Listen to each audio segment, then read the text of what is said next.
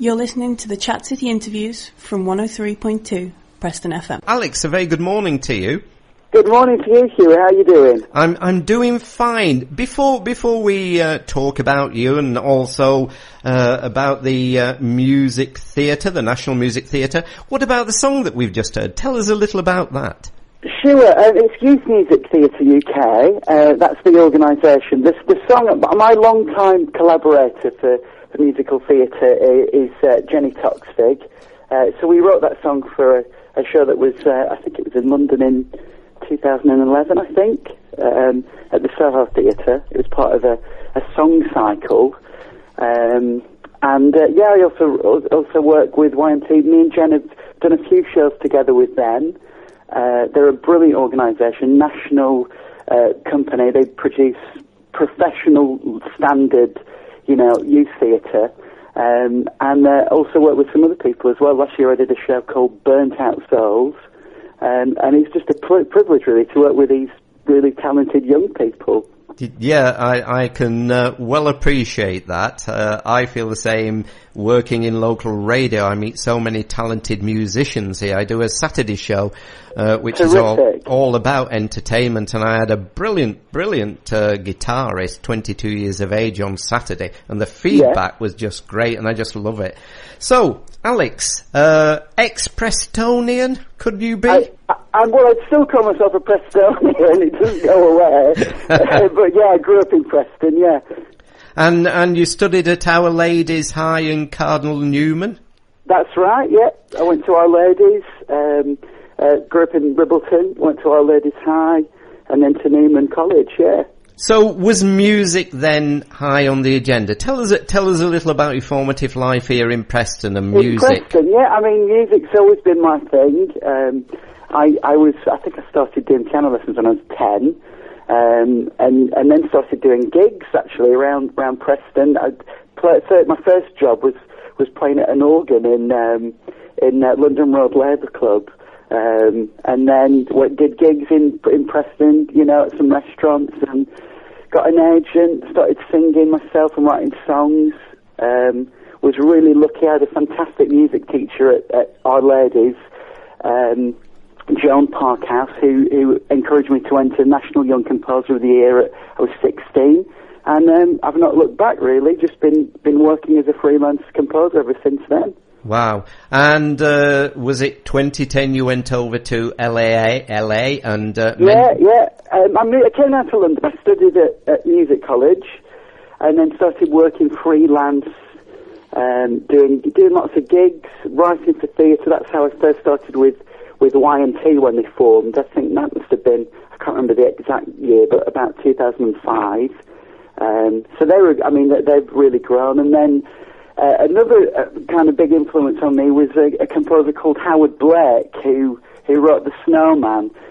He said to me, "You've got to go to LA, if you want to be a film composer, that's the place to go." So now I listened to his advice, and now I'm spending my life between London and Los Angeles, which isn't too bad. It's quite nice. No, I would imagine it's quite nice. Yeah, it's all right. I get a good bit of sun, which is good every time. It's good. How different is it? How different is it then, writing, say, between the different disciplines? If they are different, that's movies, theatre, songwriting. I mean, yeah, sure. It's very different. I mean, if you write for theatre and film, you kind of include in story, and indeed with songs as well. So that remains the same. The story has always got to remain paramount, I think. And also, it's about great collaboration. So if you're working, I get to work with some amazing directors. I think that's the recipe. But writing between the differences are so vast. I mean, for film, it can be quite stressful. You've got to do lots of rewrites. You're in a room, often by yourself, for a number of weeks, trying to bash your head together to come up with a new scene.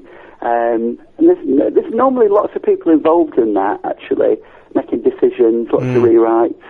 And theatre is very different, because often that's something where you're in a rehearsal room and changes are happening in a space rather than in your studio, you know. But I love doing all different things. I like to be challenged by different styles of stuff, you know. Yeah, I'm sure. I know when I've talked to artists before, particularly like yourself, I know often they will say that nothing beats live theatre, that to be in a theatre and to actually be there with a live audience when your work's being performed, there's nothing like it. There's nothing like it. It's magic. Something happens. And I think, actually, I've just realised what the big difference is that every time you perform something on the stage or you work in a rehearsal room, the words might be the same, but something is slightly different. It's always changing. It's always growing. I think that's the kind of magical thing about it. Mm. And what was it like having Randy Newman as a mentor? Incredible for me. I mean, I started writing songs when I was, lots of hopeless love songs when I was at high school, and, you know, things like that. I was around 14. So I got into Randy Newman then.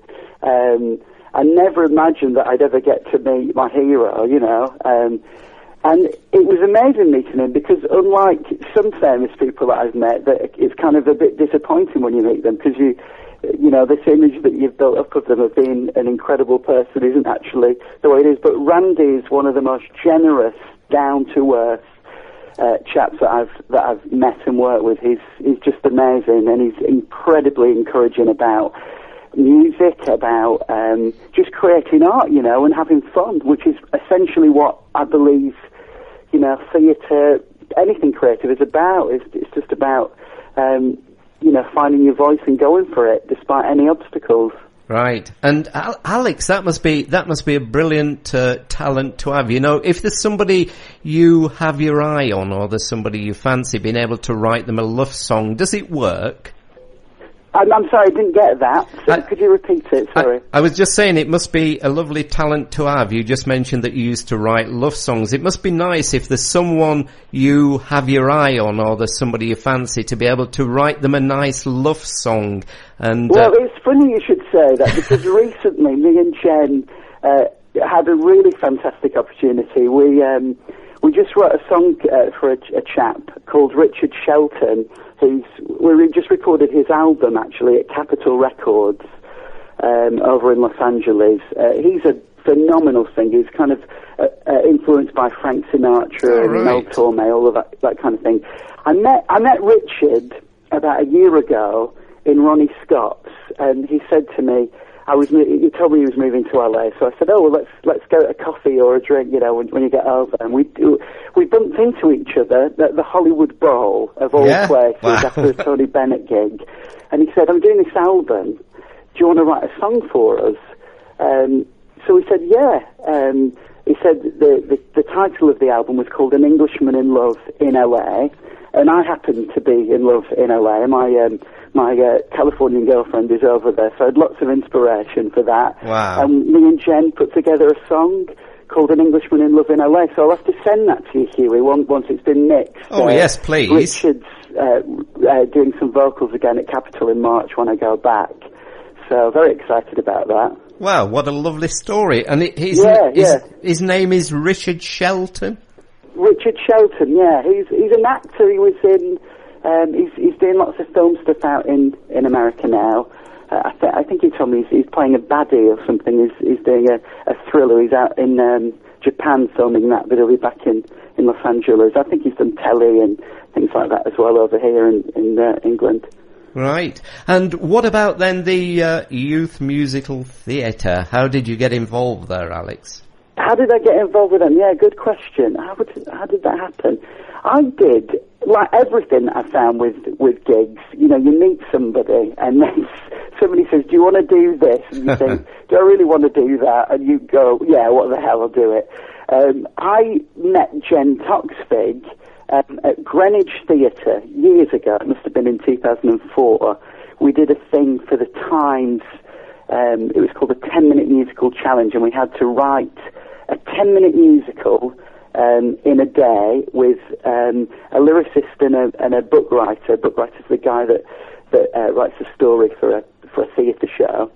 and a composer, and we were all thrown together. We didn't know each other and had to write a 10-minute musical. And I met Jen through that, and after that she said, I've got this gig with Youth Music Theatre. They're a new company, and I need a composer. Do you want to do it? So I said, yeah. And that was that. That was in 2004, 2005. And then me and Jen have continued to write shows together. We've written, I think, 3 or 4 shows. We've got a few in development. We've done stuff with YMT together, me and Jen, and I've done some stuff. Jen's done stuff. They're a phenomenal organisation, Hughie. They're great. They work with incredibly talented young people from completely varied backgrounds all over England. And what they do, they bring them together in the summer for about 2 or 3 weeks, and they rehearse really hard stuff, and then put on incredible shows, all over the UK. They're an amazing company. And the auditions are now on, so anybody in this area who are aged between 11 and 21, they can apply to take part in the auditions, I think. That's right, isn't it?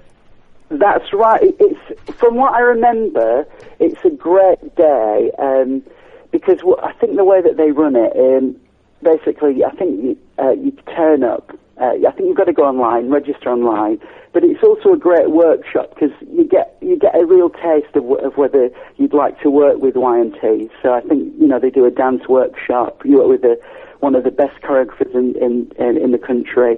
There'll be a musical director there, so you get to sing and try stuff out, and there'll be an amazing director. And you'll workshop stuff. That's how they audition. It's not scary. Nobody has to sit, stand up by themselves and do stuff. You often work in groups, and it's really good fun. You get a taste of how theatre is made. It's really amazing, really. I know I've talked. I think the last time was probably in November. I spoke to somebody about the audition, so I'll give more information out later in the show. Alex. Yeah. Do you get chance to visit Preston? Do you still have family around this area? It's funny that you should say that. I was in Preston just after the New Year. I popped down. My good friend, my best friend, still lives in Preston, James, who teaches at Newman College.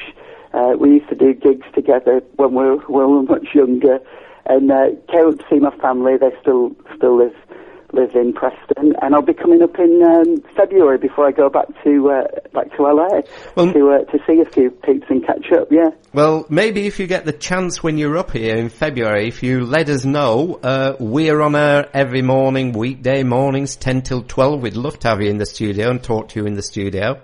Terrific! I'd love to. That'd be fantastic. Yeah. Okay. Well, I'll look forward to that. And can I thank you for talking to us this morning, Alex? Absolutely, and thank you. It's been a pleasure talking to you, Hughie. Okay, and hopefully maybe an opportunity to see you here in the studio in February then.